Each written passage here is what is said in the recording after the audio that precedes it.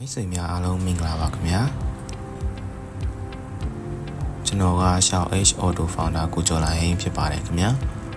ဒီဗီဒီယိုလေးကလေးလံ site ကလေးမှာပါတဲ့ site ထဲကတည်တဲ့ချက်လက်တွေပြောပြပေးမှာဖြစ်ပါတယ်ခိုင်းစကားမတက်ရင်တော့ translate အသုံးပြုပြီးဘာသာပြန်ကြည့်လို့ရပါတယ်အရင်ဆုံးအပေါ်ဆုံးကနေစကြည့်လိုက်ရအောင်ပါ63ဆိုတာလေးကလေးလံနံပါတ်စဉ်ဖြစ်ပါတယ်လိန်စေးရဲ့3စီမြောက်မှာလေးလံဆွဲမှာပါ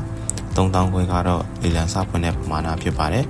။Gဆိုတာကကိုပြောတာပါ။ I ဆိုရင်အမိပြောင်းမရတဲ့ပိန် U က unmove A ပဲ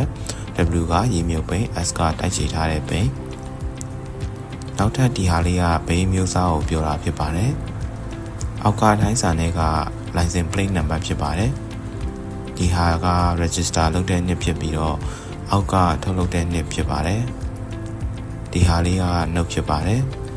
ဒီထဲမှာပါတဲ့စာတွေကဘိန်းမှာလိုအပ်ချက်ရှိမရှိကိုဖော်ပြပေးထားတာဖြစ်ပါတယ်။ဒါလေးကတော့ဖားစီလိုင်စင်တက်တန်းဖြစ်ပါတယ်။လိုင်စင်တက်တန်းကျော်နေတဲ့ဘိန်းတွေဆိုရင်လေးလံအောင်ပြီးရင်လိုင်စင်တက်တန်းတစ်ခါတည်းတိုးတင်ပါတယ်ဗျာ။ VR လေးကတော့ engine power ကိုပြောတာပါ။အောက်က mileage ကီလိုမီတာဘယ်လောက်ရှိလဲပြတာဖြစ်ပါတယ်။ဒီဟာတွေက engine နံပါတ်နဲ့ချက်စစ်နံပါတ်တွေပါ။ဘိန်းမှန်စစ်ဆေးဖို့အတွက်ပါ။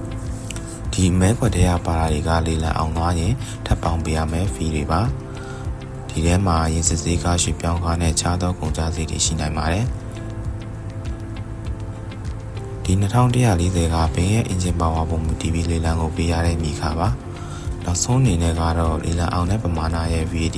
7% အခွန်ပေးဆောင်ရတာပါတချို့ဘင်းတွေကတော့အခွန်ဆောင်ရမလို့ပါဘူး